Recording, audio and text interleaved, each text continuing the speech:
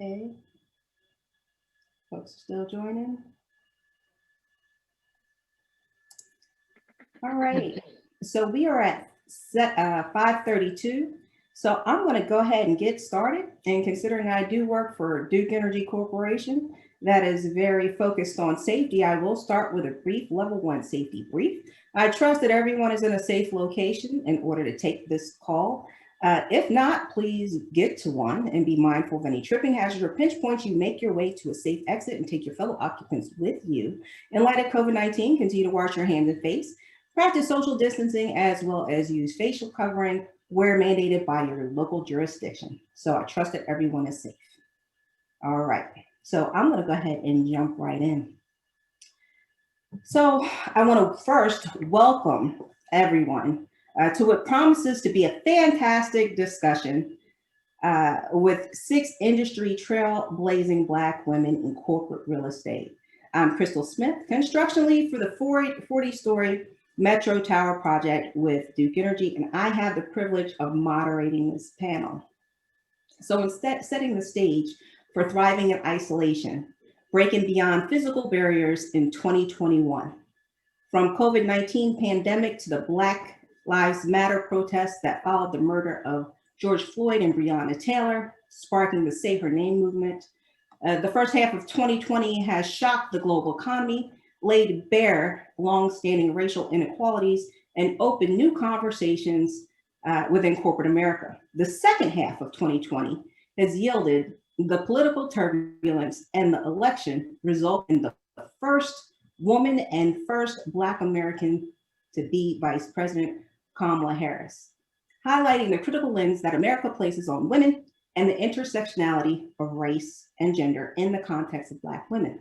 Studies indicate Black women account for the most educated demographic in the US in terms of associate and bachelor's degrees earned with respect to their racial group. However, they are still the lowest paid and lowest in terms of upward mobility.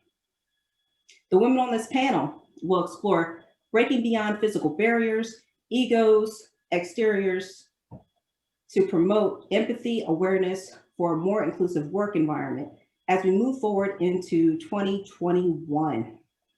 This is a kitchen table discussion, a place where we can exchange ideas freely and experience truths and share our stories. I'm here with all of you with candor. So enjoy the stories and discussions. We will have questions at the last, answer questions at the last 15 minutes of the discussion. So please feel free throughout the discussion to send your questions directly to Scarlett Salter. I would like to let you know that I am also a part of the CoreNet Carolinas Chapter Networking Committee. This event would not be possible if not for the administrative support of Amanda Schumacher, the leadership of the Charlotte chapter, well, the Carolinas chapter president, Anna Marshall, the support of Savannah Turner, Scarlett Salter, whose brainchild this actually was, and Tony Perez. I ask that you keep your phones on mute and communicate any questions via chat feature, as I just mentioned, to Scarlett Salter, and we will answer them at the end in the last 15 minutes. So let me go ahead and start with an introduction of our esteemed panel. I request that everybody kind of wave when I say their name and say something about them. So let's start with Linda Foggy.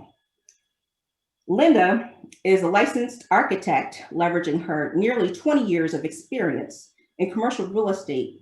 She serves as the Senior Vice President, New York and North Carolina, Head of Corporate Occupier for Turner Townsend. Previously, she served as the Vice President of Corporate Real Estate for Wells Fargo. Thank you, Linda. Isabelle Payne is the Assistant Vice President of Operations and Environmental Services for Atrium Health and has more than 15 years of professional experience, including working for CBRE, where she was part of the global corporate services team managing $50 million in vendor contracts. She holds a Juris Doctorate degree from American University. This is Ella. Nakara Carter is Vice President of JLL's Project and Development Services Group in the Carolinas and the Raleigh Market Lead. Her 20 years experience also includes working for Streeter Brothers as a senior development director. She holds a BS in architecture from UNC Charlotte and is a project management professional and lead AP. Kendra Jackson, the international asset manager for the corporate properties group at Wells Fargo. She is a lead GA and Six Sigma certified. She is currently working on a master's degree in global affairs and human security. She currently serves on the Cornett Carolinas Young Leaders Committee. Tanya Braden is a managing director within CBRE's Global Workplace Solutions line of business with CBRE. She has over 20 years with them. She also has work experience with the city of Charlotte. She holds a civil engineering degree with a construction focus from North Carolina State. She is also the chairperson for the company's African American Network Group and a member of the Women's Network Advisory Council. And last but certainly not least, Kat Kopman, Senior Vice President, Corporate Real Estate at LPL Financial with more than 25 years experience, ranging from service provider to owner, end user, having worked for Newmark, Knight Frank, Cushman Wakefield as a senior managing director, and Bank of America, to name a few. She holds an MBA from Harvard. So with that, this is my panel of unicorns to have a very exciting discussion. So the first 30 minutes, we're going to go ahead and focus around questions that kind of focus around situations, thoughts, feelings, and responses. So first question, can you share with us what it's like to be the only one in the room, the department, or at your level on a typical workday in your current position pre-COVID? Let's go ahead and start with Kat. Hey, thanks, Crystal. So I'd answer that kind of two ways. I mean, I think on a day-to-day basis with my core work team, there's really not an issue. I've established credibility, and we've got trust, and we know each other, and it's not really a palpable thing. But I would also tell you that anytime I am going to interact with a new group, whether it be a client group or a stakeholder group or just another team that I don't work with on a regular basis, I find myself always coming to that situation feeling like I need to go that extra mile to prove my credibility. And it's a little bit of a cliche to say I need to work harder and produce more to gain credibility, but that is something that I think I've internalized throughout my career, that whenever I come to a new group, my assumption is I need to do something extra to prove my credibility. Okay, thank you for that. Nakara. There you go. I'm off mute, thank you. So in my environment, I kind of agree with what Kat is saying. I've been with JLL for almost 13 years. I've worked in the same office space for pretty much my entire career, with an exception of doing maybe 18 months out on the account side, and then serving in a global role as a lead trainer when I was, essentially working from home. I think the hardest part for me is that in a lot of cases, because I deal with outside clients, they don't realize I'm Black until I show up to the meeting. So on the phone, I don't sound like, this is so stereotypical, but I don't sound like a Black woman, right? So, oftentimes I will, in talking to a client before I actually go meet with them, I'll ask them to take a look at my LinkedIn page, or, I'll say something that will cause them to recognize that I am a Black female, because there is a sense of, being kind of on the outside when you come in, or, having people not realize that you're actually there to run the meeting. So, once again, as Kat said, not so much on the inside, but because most of my job is working with external clients, I do find myself, and oftentimes being the only, putting forth a couple of ideas so people understand that before I come into the room, that shock factor is lost. So. Isabelle.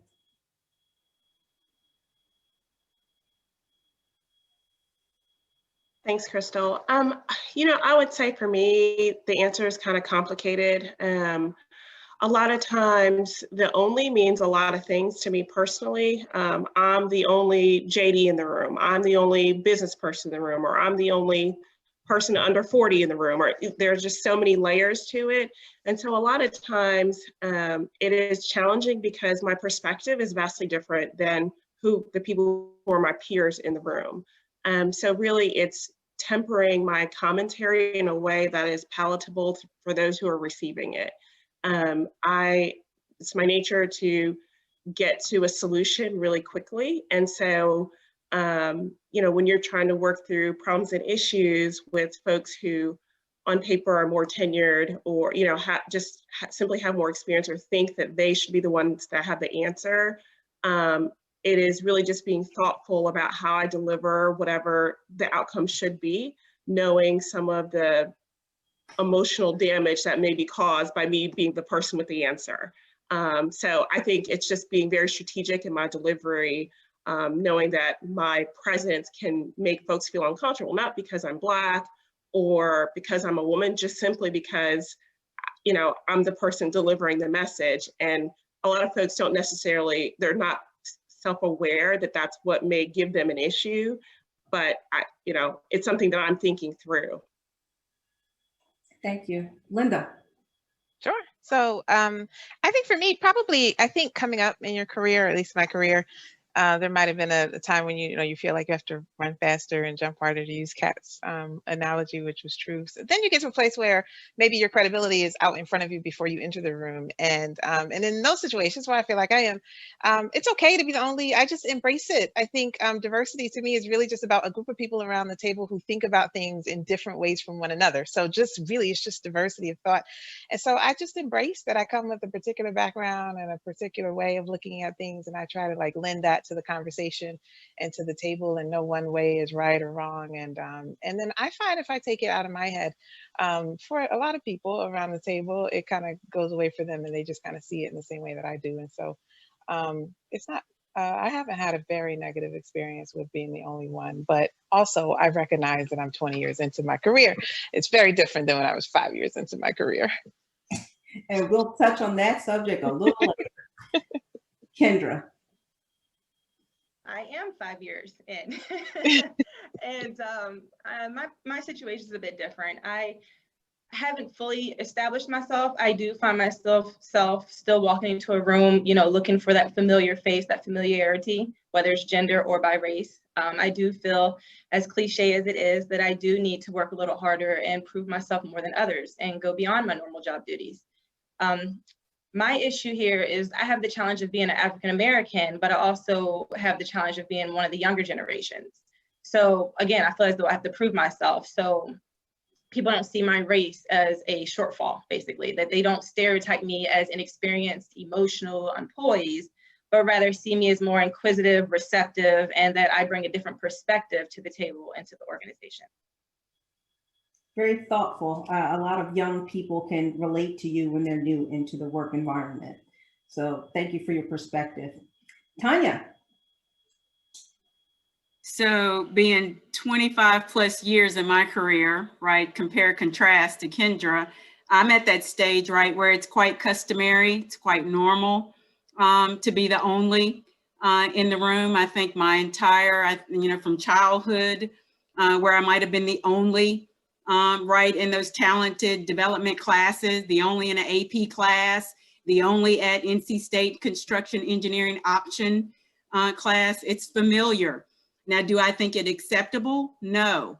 So the thing that I consider is, as I sit in those meetings, I might be the only now, but what can I do to ensure that I won't be the only as I continue forward in my career? And what am I doing to pay it forward such that there can be more Kendras in that room when I leave? So that's my perspective as I'm 25 years into my career. Thank you for that. Next question. In this group, we are very fortunate to have people that have sat on both sides of the table, both as service provider and end user. Can you please share with us the difference, in experience on both sides of the table as a Black woman? And Tanya, I'm actually going to start with you first on this one. Certainly. So I've spent time in the public sector as well as the private. And I would contend, if I compare contrast, you think about hierarchy and structure when you're in the public setting. So being able to move in advance, you knew exactly what it was going to take. Did you have your engineering training license, right? Did you pass the test? And did you have, 2 or 3 years in to be able to move to the next stage? So you knew quite clearly what it was going to take. As I moved into the private sector, it really is about your success is aligned to performance. Your success becomes about relationship currency.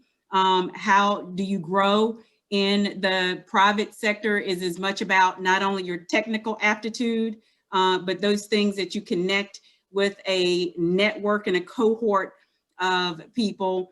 And when I reflect back on my experience being at, be it NCDOT or City of Charlotte, I knew that unless I had, checked the box on number of years and passed exams or tests, that I wasn't going to grow in that career. But moving into the private sector, it became, less about technical aptitude and as much about relationship currency and aptitude.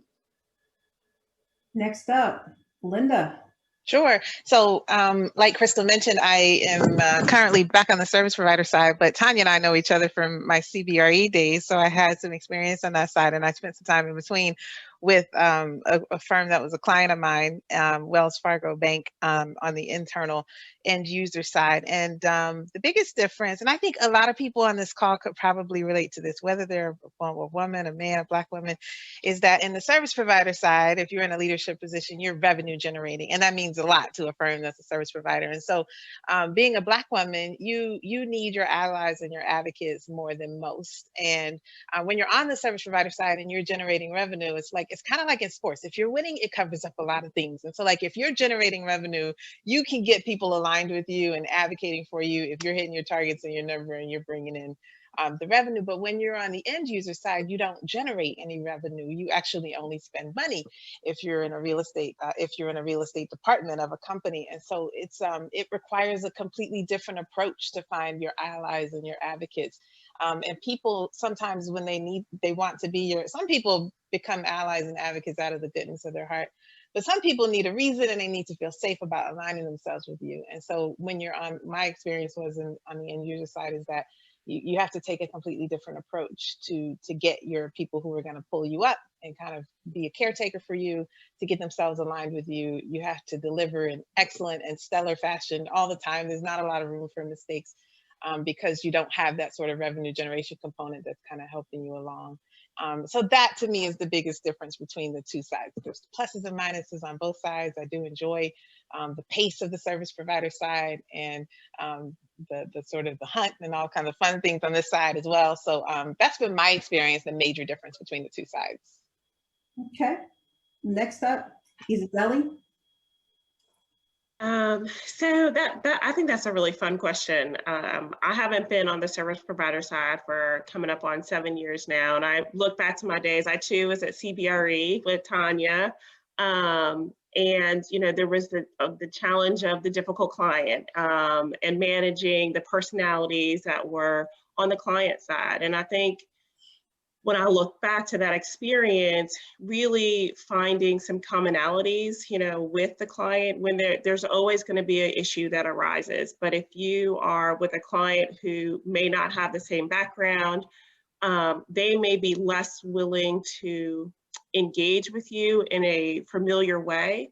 So the barriers are harder to overcome because it's more difficult to develop the relationship. And a lot of times, when issues arise, it's nothing that is a total shock and surprise. It's inevitable. We're going to have a problem and we're going to have to figure out the best way to address that problem.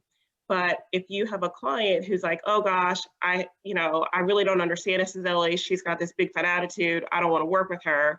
Then you've got to overcome that in addition to whatever the barrier is. And so I think, that can be a challenge when people make a lot of assumptions about where you come from, what you think, and what your attitude is going to be. As a end user, it's a lot different. Folks want to impress you and, you're in charge of their check. So everything's good and gravy until you ask them some tough questions, and then it's like, oh gosh, there goes the difficult, challenging client. She doesn't know what she's talking about. But in actuality, we know what we're talking about, but because, there's no commonality, there's just assumptions that I'm just being challenging because I have I'm capable of being challenging. And so I think from that perspective, it can be very tough when people don't take the time to identify what we have similar rather than just assuming the differences. Thank you for that response. Next question.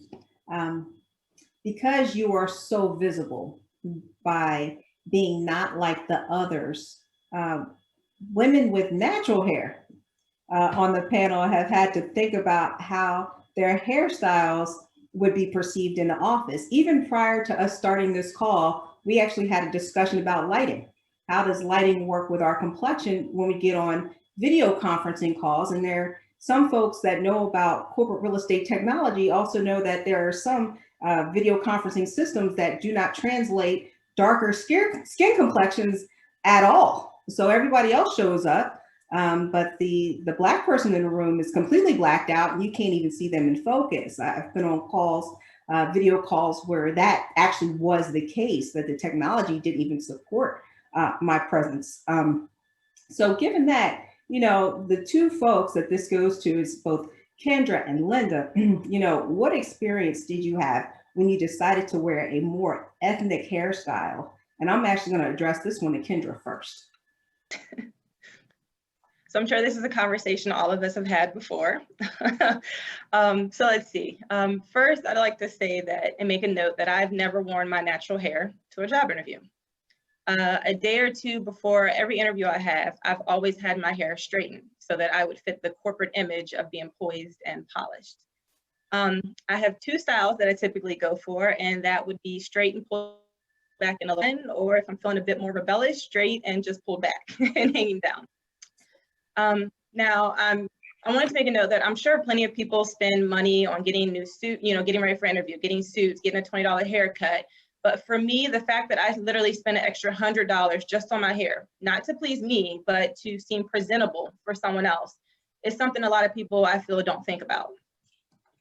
As fortunate as it is, I've had a subconscious rule of thumb where I don't wear any hairstyle that could be considered too ethnic until I've established myself well enough within the company, and that's usually about 4 to 6 months in. And I didn't even realize that I do that myself, actually. So my situation is that I was going on vacation at one point, and I had to decide if I wanted to wear braids to work for one day, or if I wanted to go on vacation with my natural hair, which is a story in itself. And so in this situation, I chose to wear braids. And the very next day, as I'm sitting working, I actually had a woman come up behind me without consent or warning and actually put her hands in my head to the point where she was massaging my scalp as I'm sitting at my desk. Oh, Jesus and yeah, and she actually, made the comment, I love your hair, or she was like, would this look right on me? Could you do my hair like this? I've been asked, how much is a wig? Could I wear a wig? Can you teach me how to wear, just outrageous and unprofessional situations that I've been in when it comes to this. So yeah, I mean that's pretty much the gist of it. Asking questions that I'm the guru of all things ethnic hair, and that they want their hair to look like me, like mine. And I've actually been asked if my natural hair is all of my hair, because one day it may be short because it's curly, and the next day it may be long because it's straight. So, and not to be rude, but I don't really equate that to a matter of naivety or ignorance. To me, it's just a form of disrespect and a lack of professionalism at this point and this age. So if you had recommendation for someone that was curious, what would you advise them to do? I mean, there's a way to ask. I mean, I understand curiosity, but one, you don't ever physically touch someone without their consent. I mean, whether you're in the workplace or not, that's just a given. I've actually had someone ask me in a nice manner, I'm interested in your hair, it looks really nice. I want to know more about it. A simple YouTube search, we had the discussion. There's just a way to go about it, a time and a place to do it as well. And that does not involve touching. That's fair. Linda. Oh, it's so funny. I love your story, Kendra. I'm sorry that happened to you, but I do love your story. When we had the pre-call, I had braids, like long braids in my hair. So I know some of my friends from work are here, my colleagues, and most of last year I wore some twists and I don't know, it was a scary thought for me. It was the same situation. I was going on a vacation, I think is why I got them. So I don't know. I had a situation when I was working at Wells Fargo. I don't think I've ever told anyone this story, but I got a call from some person way high up, and they said, you know, we're getting a new CEO of Wells Fargo, and he's going to be in New York, and we need you to get up there. Like, and I was like, when? They're like, tomorrow, and I'm like, oh, I have these braids in my hair, like I can't. Like, but for a Black woman, you cannot change your hair with no notice in several hours. Like, it's a whole thing. You need a little more notice. So I had no choice but to go, and I found like that. It wasn't even a thing for him or for anyone else. I think it was like more in my head that I was concerned about it, if it looked too ethnic or if I would come across as professional or not. And so anyway, I got over that. That was a couple of years ago, I guess, a year ago. And I did take the opportunity to wear my hair in a different ethnic style. And I figured out along the way that it's all about my own confidence in myself and my style. And as long as it looks neat and professional. I am Black. I can't hide that. I shouldn't try. It's just part of who I am. And so I just decided that it wasn't an issue for me as long as it looks nice and professional and that I'm displaying my own confidence about it, that, you know, it should be fine. And so really, it hasn't been too much of an issue, but no one has just walked up to me and started touching my hair either. So that's been my experience. I had that happen to me when I was 1 year out of college. And I completely freaked out. I went on vacation once again, I had cornrows, and a woman came up to me and she petted me like a poodle and said, wow, you've got Coolio hair.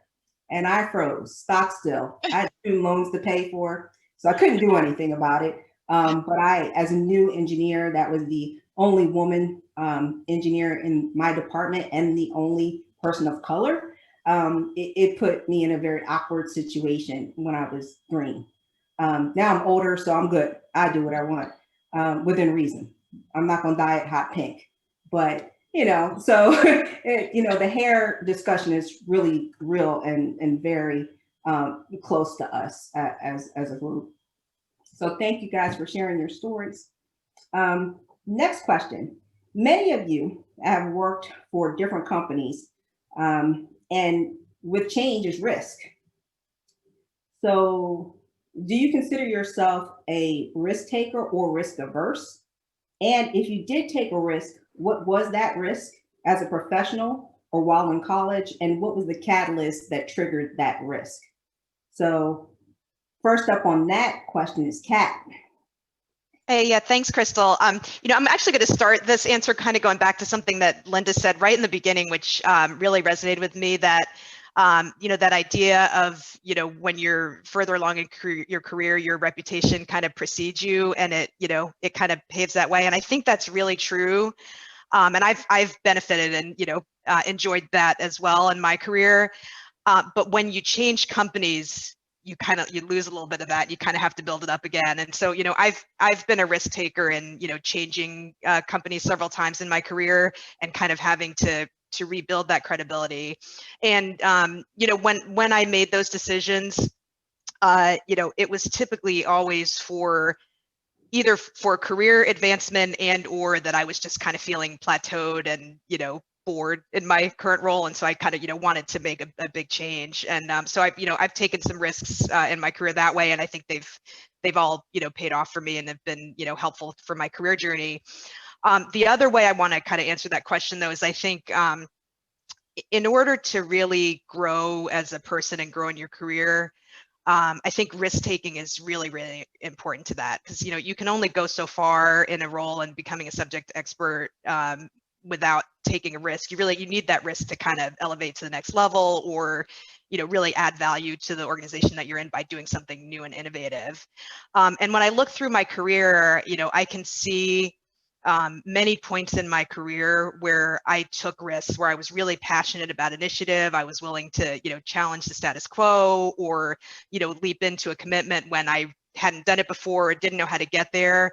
And those have all, you know, been times of both, personal and professional growth for me, but also, times that I look back on the most fondly in my career and I really enjoy.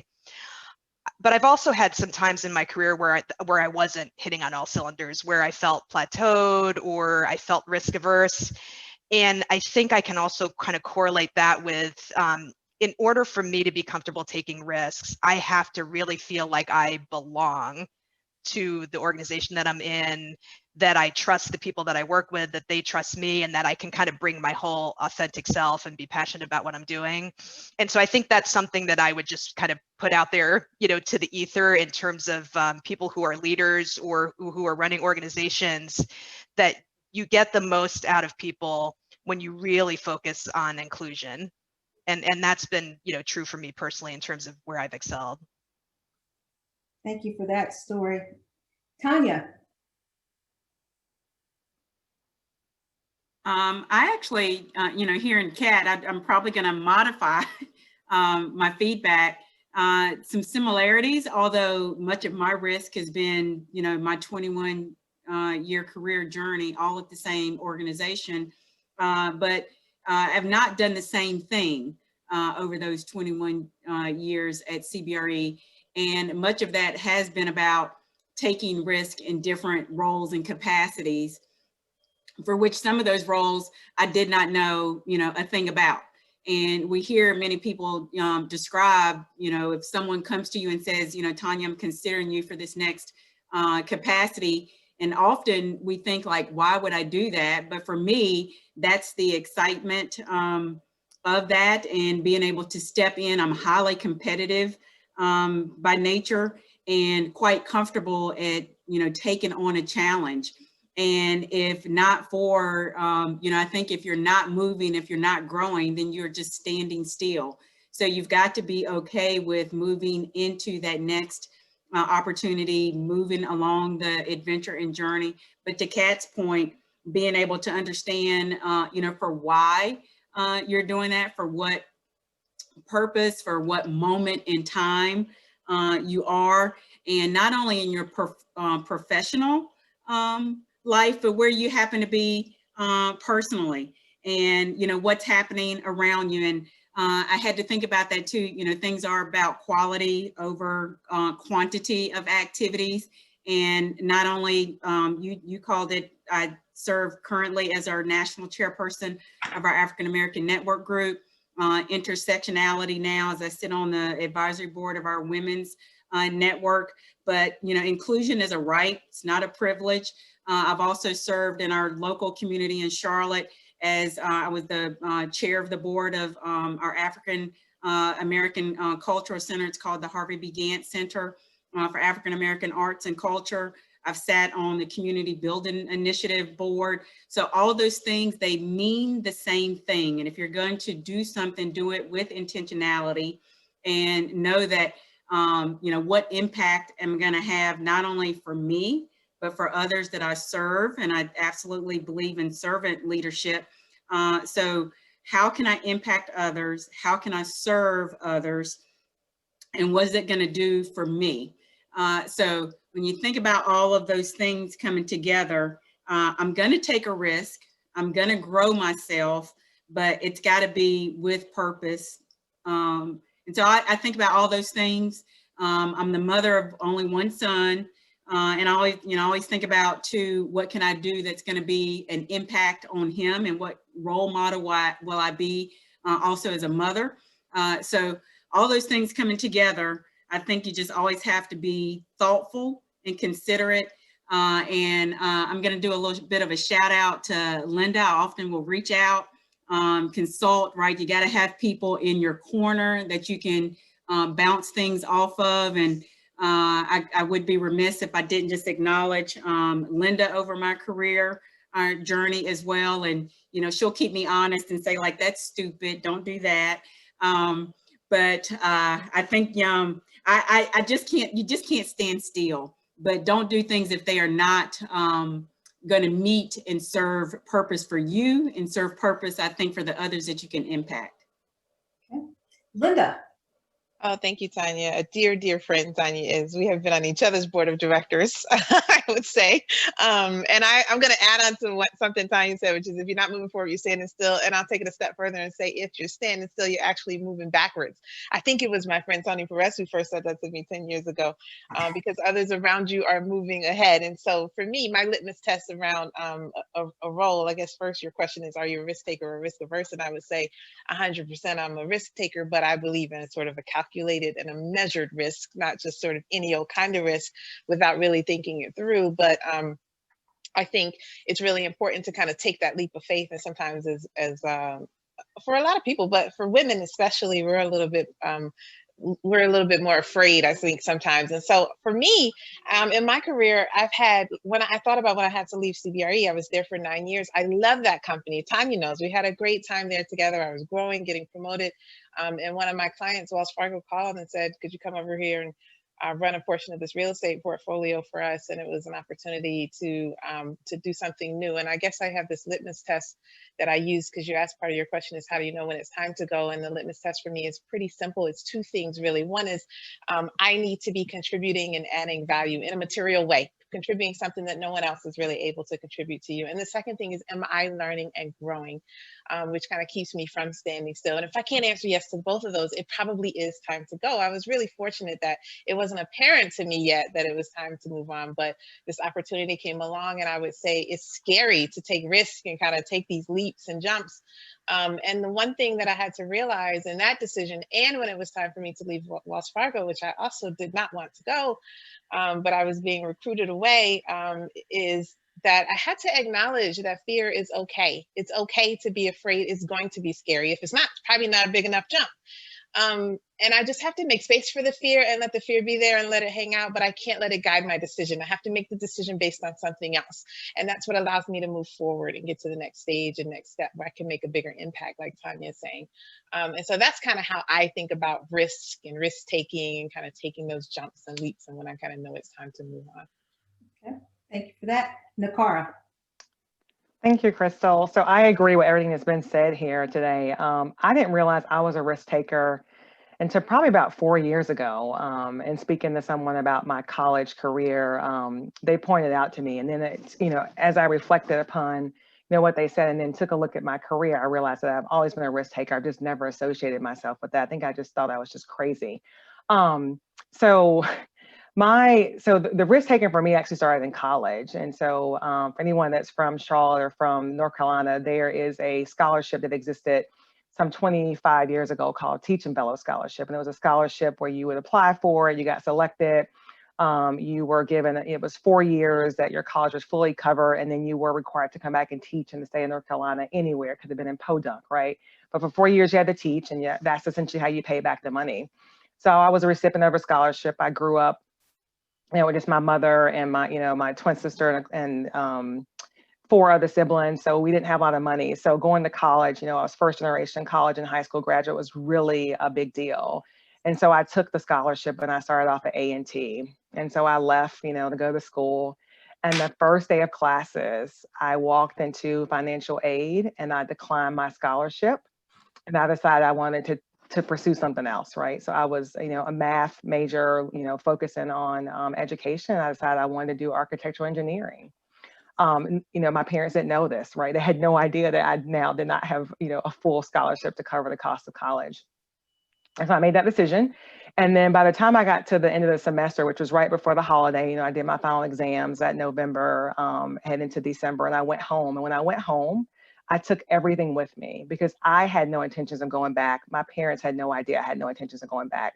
I brought my stuff home. I hid it at a friend's house until it was time for me to bring it to my own house, which is when my mother reminded me that I would be heading back to school, that following week. And so at that point, I told her, look, I'm not going back. It just wasn't what I wanted to pursue. I wanted to do something different. I really wanted to take up architecture. So I didn't go back. I actually enrolled at CPCC. For those of you from Charlotte know, that's a community college. And spent a semester there, taking some courses that would support me to apply to architecture school at UNC Charlotte. I applied that same spring and I got in. And it was, nothing short of a miracle, and it was amazing. And I'm so glad that I took the risk and made the decision because it has changed the overall trajectory of my life and my career. I can't imagine doing anything else. And so, as I said earlier, I look back now and I think to myself, like, I did take a lot of risk over my career. I was never afraid to step forth and raise my hand for opportunities. So whether it be at JLL, as I said, I've been here 13 years. I kind of served in about 4 different roles. All roles I raised my hand for and said, hey, I want to be a part of this. I've left the job before because of my reputation and not wanting to ruin it, taking a risk and, taking on something new. So I just, it's part of who I am. I didn't realize it until, like I said, the last 5 years. But just a word of advice for anyone that's on, call right now that's, nervous. I think Linda mentioned that if it's not something that makes you scary or you're fearful of, it's probably not big enough, right? And I support that wholly, so I would say the one word advice I would offer up as it relates to risk is just apply for that job. I didn't realize I was that crazy woman that always just applied for the job. I think Crystal and I, got together and spoke before the session, and anyone that knows me, so I know I've got some Raleigh people on the call. I've said this a number of times, lots of times with women, especially Black women, we'll see a job description that have 15 items listed, right? And we'll take a look and we'll have 14 of those items, as far as skill set, we would be masters of, and we'll go, oh my gosh, I only have like 98% or 97% of the job, as far as my skill set, I'm not going to apply. They'll never hire me. Whereas our white male counterparts, they look at that same job description, they go, oh my goodness, they're asking for a BS. I've got it. I'm going to apply for the job, right? So I just always say, just take the risk, apply for the job, apply for the role, apply for the board position. What's the worst that can happen? They say no and you're back to where you were, but guess what? You've been exposed and they now know your name and they know your face. And that's what's most important. Okay, so I'm going to start skipping some of our questions, but I think that this one question, we hadn't discussed this yet. The theme hasn't come out yet, but throughout our conversations, the theme of microaggressions came out. For those that don't know what microaggressions are, it's a comment or an action that subtly and often unconsciously or unintentionally expresses a prejudiced attitude toward a member of a marginalized group. So I do want to touch on this just briefly. So Isizeli, can you give some examples of microaggressions that you may have faced in the workplace? Sure thing. So it is not uncommon in the environment that I'm in to be the only female in the room, and just the pleasantry of like, good morning, gentlemen. Well, it's quite clear I'm sitting right there, right? So people start the discussion with kind of making a statement, hey, I'm going to choose to ignore your presence. And for some, hey, not a big deal, let's move on. But I think, you're kind of, when you do those things, you put folks on notice, like how you're coming to the table. If you can't even acknowledge that I'm here as a contributing partner, then it's going to be difficult to kind of engage moving forwards. And I think there are little things that people do and say that maybe like, you hear it once, you think, oh, no big deal. But then it's like the repeat, like, okay, you continue the behavior. And it's something that's got to be addressed. And quite honestly, from my approach personally is I do try to give people the benefit of the doubt. I give people a couple of opportunities to correct the behavior. And it's kind of like the 3 strikes, you're out. Okay, after the 4th time you've done it, then I'm going to have a conversation with you. And if it gets to that point, I do try to protect myself and, have a conversation with my boss or another peer in advance, like, hey, this is what happened. So when this does circle back around, like, this is my side of the incident that occurred. But, that's just something that I have had to deal with in my career. Okay, Linda, would you like to address this question? Yeah, so I think Isizeli stated it really, really well, explaining what it is and some examples. And I guess from my role, I lead a pretty big team of professionals, and it's a really diverse, a fantastic team. And so when I think about microaggressions, I think I go back to advocacy, and I think about what the folks here on the call today, how they could, I can advocate for others if they observe a microaggression. And so usually it's, to Isizeli's point, I try to give them the benefit of the doubt. I try to seek first to understand where they're coming from. I assume the best intentions at first, but after a while, you can kind of see what's going on. If they really don't know, I try not to embarrass people and maybe call them to the side. But if I observe someone else, I'm actually more sensitive to other people being the victim of a microaggression than to myself. I do try to make sure that I'll call that person to the side and say, hey, this could possibly been offensive to someone, and try to help them to understand how their words or their actions could have made the other person feel. I think it's a really important thing that all of us can do to kind of help snuff that out, if you will, because there was a video that was going around on LinkedIn recently, and it was equating microaggressions to mosquito bites. So they're just these little things that keep happening a little bit at a time, but after a while it becomes kind of annoying. So I think it's just important for all of us to just have an awareness of it. And if you observe someone else doing it or being the victim of it, to try your best to speak up and advocate for them. So I'm going to catch Kendra off guard on this one. Considering you are the person with 5 years work experience on the call, how have you dealt with microaggressions at your level? You know, Crystal, because we've had this conversation. The issue here is that, so yes, 5 years at my current position, 9 years into my career, I'm actually still working on that. I'm still working on finding that coping mechanism and remaining professional at the same time. I have had a job at a law firm, actually, where I've experienced microaggressions and have brought that to my manager. And she, being the only Black manager there herself and a woman, actually just told me, as you know, to go into a room and kind of suck it up, come back out and proceed with your day, basically. And that has actually stayed with me for years. That was my first real job after college. And ever since then, that's just kind of been the thing that I've done. If something is perceived as a microaggression, I've never been the one to outright pull someone to the side and say this is a problem per se, because the one time that I did, the one person I entrusted told me to go figure it out yourself and to suck it up. So matching my past along with the fact that, I'm trying to portray an image of being mature and not whine or complain about little things, it's still a battle that I have that's ongoing and how to cope with that. So the question that I have is, something, an image that we sometimes struggle with. And the question is, have you ever been referred to as intimidating during your career? Why do you believe you were labeled in that fashion? And, have you seen that similar counterpart, similar attributes in your male counterparts? With that, let me start off with Isabelle on that one. Yes, and yes. That label, I often get, I get that label quite a bit. And honestly, I'm comfortable with it. I think it's better than the alternative from my perspective. I think that as a woman in commercial real estate, there are, you have to be strong about everything. And so there's a lot of commentary about my body language. There's a lot of commentary about my delivery. Just because I'm saying something in a direct way does not mean that, I'm trying to be offensive. To me, it's about being efficient. So I'm not a warm and fuzzy individual, and my counterpart males are also not warm and fuzzy. And when they're direct, they're not intimidating. So I think we have to get to a place that we're comfortable with strong, assertive women, no matter what environment. We're not all cheerleaders, and that, I'm just not capable of being that kind of woman. And I think as a society, we have to just get some comfort with that.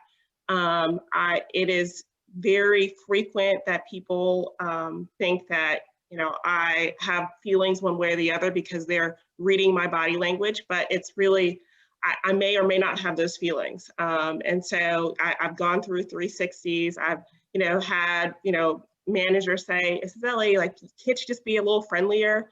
Well, I'm watching these guys not be that friendly. So it's not about my level of friendliness. It's really just, you're projecting on me that as a woman, my behavior should be a certain way. And so I've grown comfortable with it, wrong, right, or indifferent.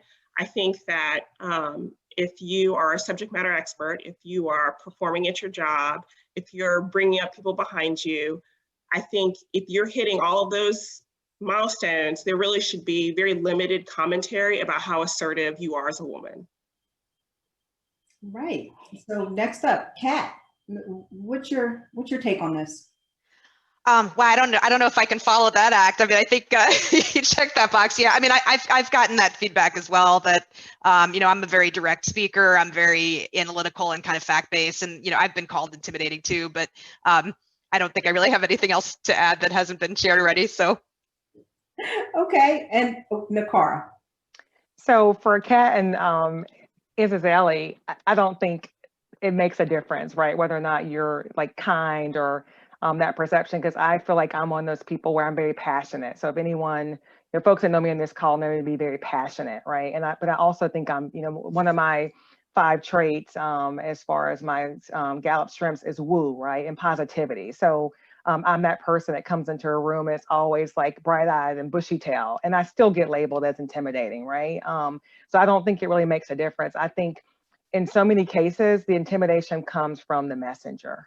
And I think that's part of the bigger issue. So I can say the same thing and I can be, just as passionate as my, white male counterparts in the room, but because the package is not what they want to see, it doesn't make a difference, right? So I challenge you guys and what you said earlier. I mean, I don't think it deals with the body language or the fact that you are, maybe not perceived as nice, because I am that nice and kind person. I try to be, I can be a jerk sometimes if I need to be, but I don't think it makes a difference. I just think the package is not what they want to see. And so it's easy to be labeled as intimidating or not as favorable as your white male counterparts because it's coming out of your mouth and not those others at the table, unfortunately.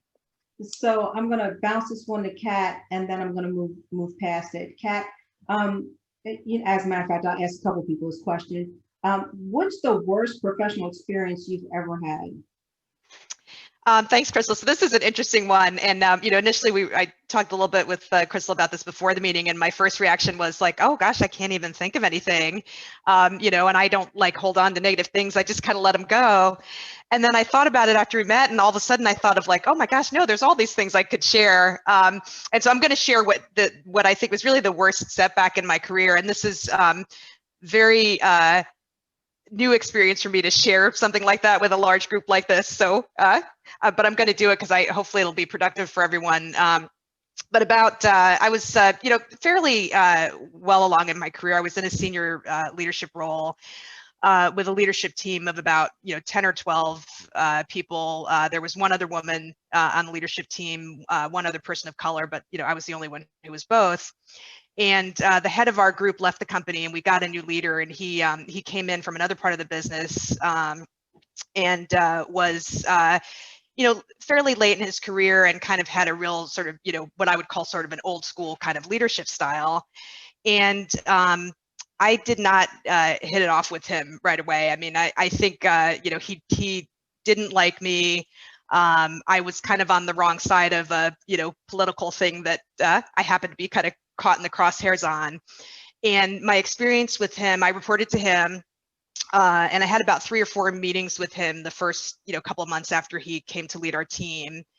And he consistently left me sitting outside of his office with his administrative assistant for about half an hour after our meeting was supposed to start, even though I could see that he was in his office by himself and not on the phone.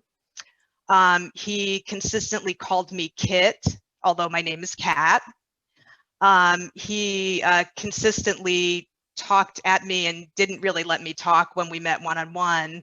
And in one particular occasion, I remember I was going to be presenting to the C-suite, and I brought, my draft presentation in, and for an hour he dictated literally word for word what I should change on my slides. And when I tried to interject to kind of explain my content, he actually shushed me. And in my last meeting with him, which I'll explain why it was my last meeting in a minute, he basically told me that I should be focusing my time on teaching the younger people in our organization what I know. So kind of essentially kind of wanting to sort of put me out to pasture. And ultimately, he ended up moving me to a new position and kind of layering me under someone who had been a peer of mine, and kind of taking me off the leadership team. And that was a big setback for me in my career. It took me some time to kind of dig out of that hole, and I eventually did. And I had lots of other friends in the organization that supported me, and so I worked my way back up to where I was. And I can't tell you that happened to me because I'm a Black woman. I can only tell you that it happened to me, and I can tell you that I'm a Black woman. And interestingly, even though I was actually pretty senior in my career, I had never been intimidated in that way before, and I really, I kind of froze and sort of retreated rather than addressing the elephant in the room. But I think the important thing is that I did recover from it, and I'm thriving now, and I feel like I'm actually stronger for having that experience. Thank you for that. Nakara. So I would say I don't have any one experience. I think, as we've moved through last year and then, the start of this year, one word comes to mind as I think about just things that have happened over my career. And so it was trauma, right? So I think every time we are part of a situation where we're made to feel less, where we're made to feel not seen or not heard, I think it all points back to trauma. And just like, anyone that's dealt with trauma before, someone's got PTSD, your response is always one of two things. So you're going to either shrink in that space because you feel like you just don't know how to respond, or you're going to overcompensate, right? And in both of those situations, neither one of those are good. And so, the worst to me can happen, any day. And that's just, having to kind of relive a trauma, like, having to, on the first occurrence, deal with a manager who is not supporting you in meetings and things of that nature, and, in front of your peers. And then you go to that person, to that manager and say, hey, I don't like the way you treated me. Let's talk about this. And then the next time you all are together again, it happens again, right? And it continues to happen. So to me, that's just, and at that point, I'm going to shrink, right? Because I feel like there's no way for me to get around that. So the worst for me is any experience that causes me to relive a trauma that I feel like I don't have any control over as it relates to my work environment. Thank you for that. Kendra, you got 1 minute. Can you do it in 1 minute? Sure. So speaking on trauma, my experience was actually during an interview. It was a panel interview. And as you know, the glorious part of a panel interview is dealing with varying personalities. And so I'm a read the room type of person. If the interviewer is straightforward, I will emulate that. If the interviewer cracks a joke here or there, I will happily, do that as well, because that's naturally my personality. I'm a, go lucky, happy type of person. Well, this interview was held at the job that I currently have. It was for a different position on a different team. So the post-interview discussions were being held on site. So after my interview, I thought the interview went well. I read the room pretty well. On the interview, I had probably 2 people who were more, laid back, relaxed, have a great time, let's get to know you. The other person was more straightforward, no nonsense, old school type of man. Yes, old school type of man.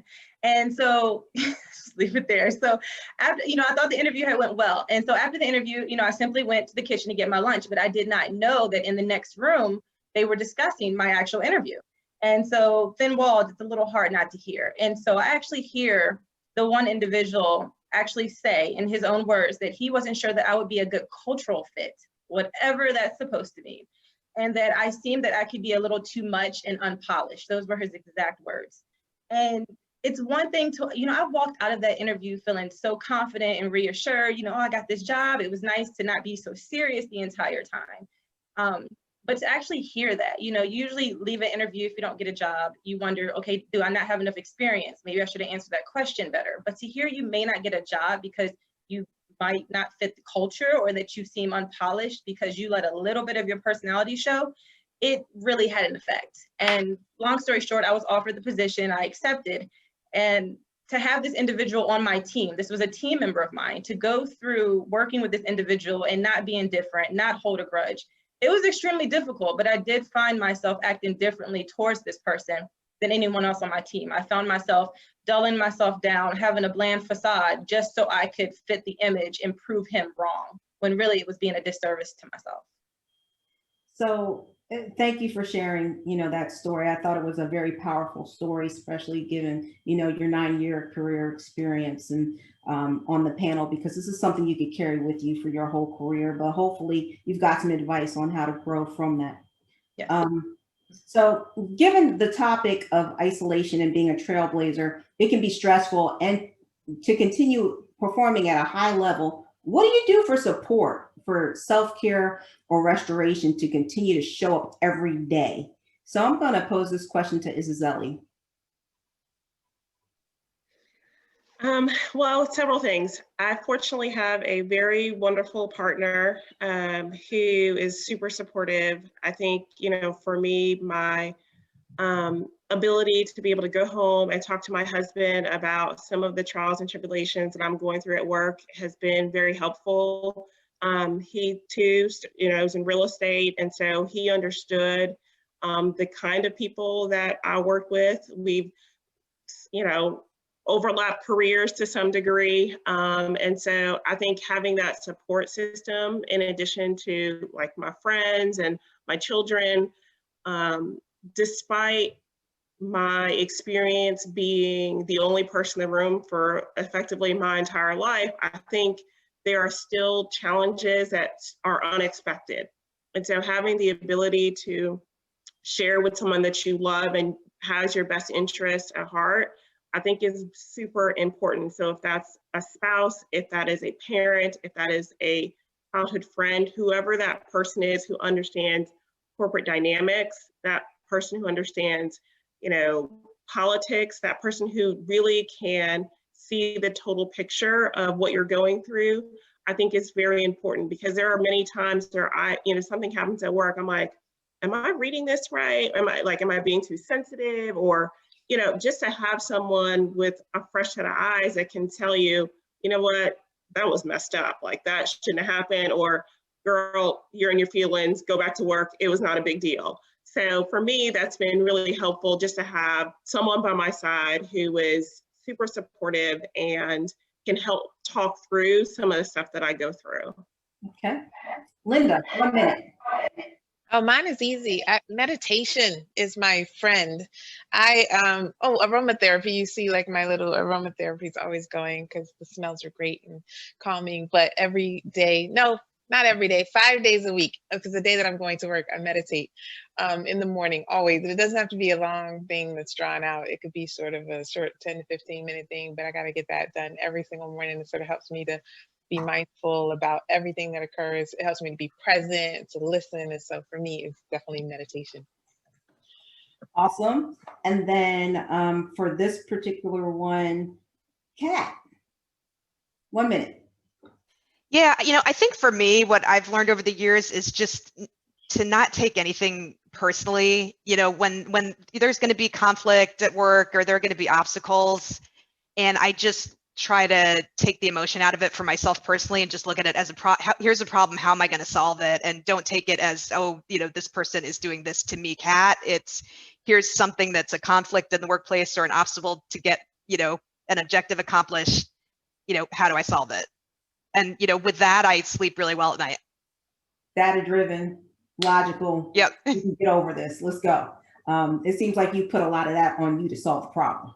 Yeah. Yeah. Well, and, I think also, don't dwell on what you can't control, just focus on what you can, I like that answer. So with that, I'm going to ask everybody the final question, even though I had several more really good questions that we're not going to get to.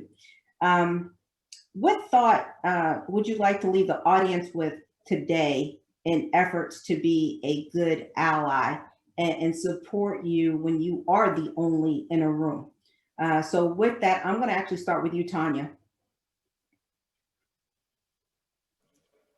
Right. Well, I think it's just about alignment, right? Align yourself with someone else in the struggle. So inclusion, I think I stated it earlier, inclusion is a right, it's not a privilege. So for those of you who are on the line with us today, first of all, thank you for being here. So I think it started with that, right? You showed up So appreciate you aligning yourself with those of us in our struggle.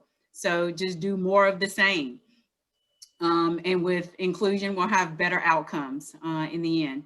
I just want to call out, because I think it's important. There was a question in the chat. I don't know if you noticed it. So if we have time, maybe we can get to it in the end. We will. We will. Let's jump to Kendra. What would you tell an ally? I'm gonna have to mirror off of what Tanya said, basically. Include, because we feel excluded enough, I would say. And if you can include, include us and just try to even understand our perspective, it makes a world of difference. I want to get to the point that Tanya was saying as well about the question in the chat, so I'm going to move on to the next person too. Okay. Linda. I would say be courageous in your advocacy for others. It's not easy to advocate for someone else. And it's a little bit easier to get yourself aligned with sort of a mob mentality. I don't mean that word in a negative way. I just mean with the crowd, or feel pressure from others. And so I think it's so important, especially it's sort of using your privilege for the good of others. And so just having the courage to kind of speak up for someone else and advocate for them is so, so important. So I would leave you with that. You mentioned alignment. Someone's concerned about aligning with you. So that's important, having the courage to be an ally. Isabelle. Yeah, I think Tanya sort of hit it on the nail, just kind of talking through being inclusive and trying, everybody knows the meeting before the meeting or the text message that is happening during the meeting, just making sure that everybody, not everyone, but at least you've identified some folks who maybe historically haven't been on the group text, like being intentional about adding them to the group text about so-and-so, so that when people are debriefing, they're like, oh, don't you remember so-and-so said, like, let's make sure we invite her the next time. And just making the assumption, and in fact, there are probably more commonalities than there are differences. And so really just making an effort to get to know folks who maybe you didn't go to high school with, maybe they don't know anything about college football, but maybe they really care about, I don't know, like some random animal that you care about. I mean, there's something there that you have in common with folks. And so I would say just try less focus on the physical differences and more so the alignment that we have as corporate executives. Air fryers. Air fryers is a good point of connection. There you go, air fryers. Nakara.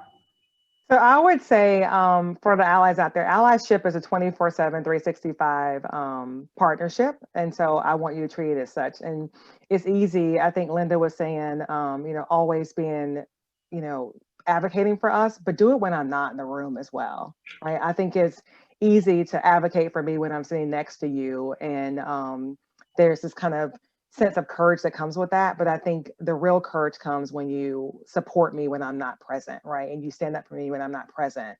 And then when we leave the office space, I want you to also be supporting me as well. So it doesn't just happen in the workspace where we have this kind of work relationship. If you're truly an ally, you're going to also support me outside of the work environment as well. So things that you are posting on Facebook and the things that you're posting on Instagram also support me and my efforts, and also the people that I support too.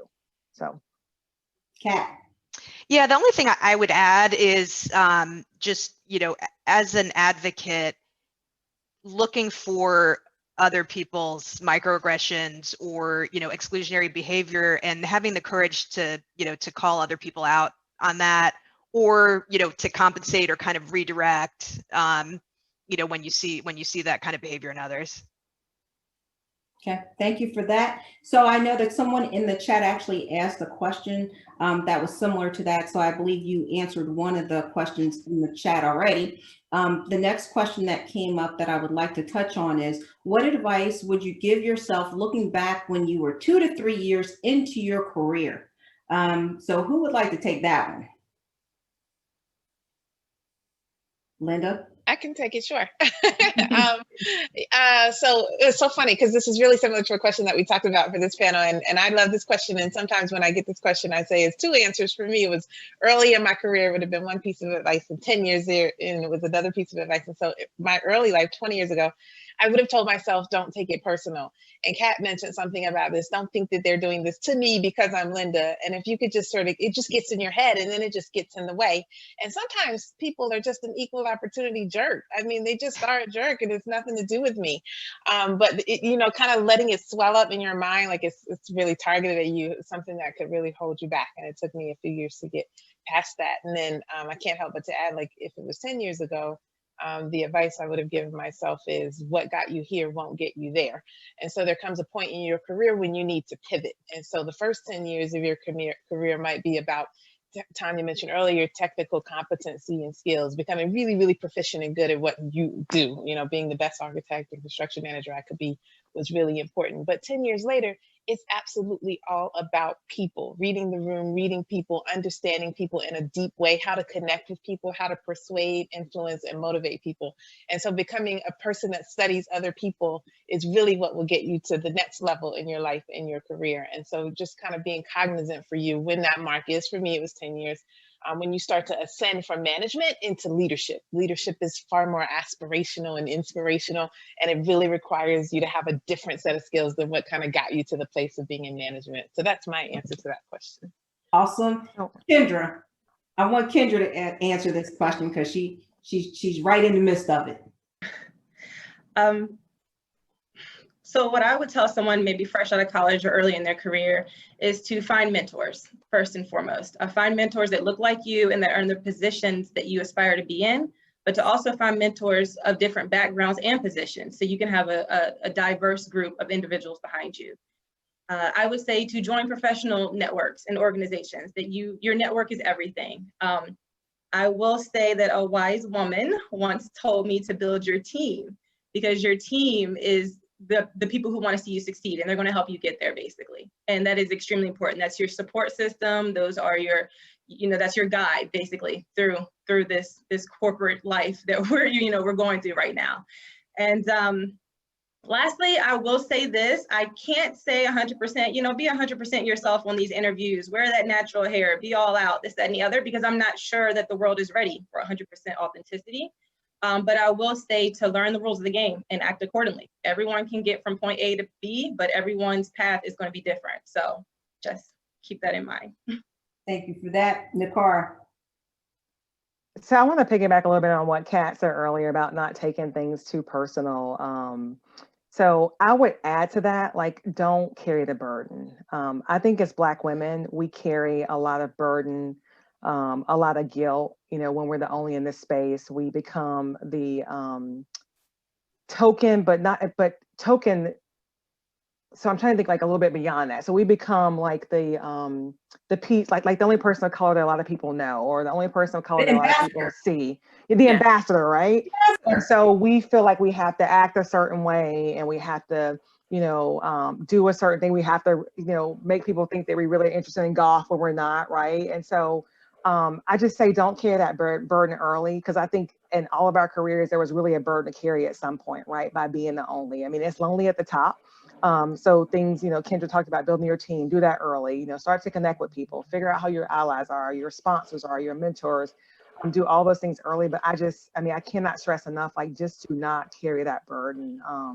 It may be tough to come and bring your authentic self in the beginning, but I can't say it enough, like, just do not carry that burden. Don't do that. And I know it's hard because you are the only, and you do realize, I'm gonna tell you, the day, like a week after George Floyd's murder, I realized I was a lot of my white people's or white colleagues and white friends' only friend of color, right? I was the only one that they knew that had pigment to their skin, right? And so it was hard not to carry some of that burden as part of that. But I just say, don't carry the burden. Don't start early, because there will be a point where you're going to have to, and let that be the point.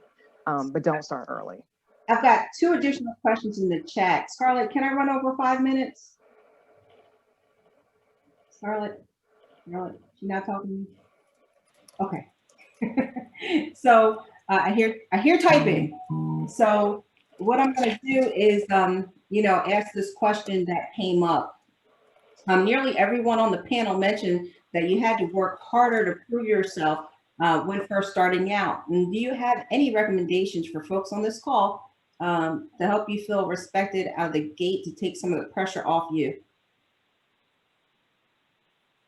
So that's a similar question to what we discussed. Who would like to handle that one? I think that speaks to allyship. So I believe we've hit that one. So the next one is in 2020, many teams created or raised focus on inclusion and worked to find ways to learn about and improve the experience of diverse team members. Have you experienced that broadly? And if so, how does that impact the feeling of being the only one? Linda. So let's see. I have experienced it both, even a lot of the clients, big companies, there's definitely a renewed focus on diversity and inclusion.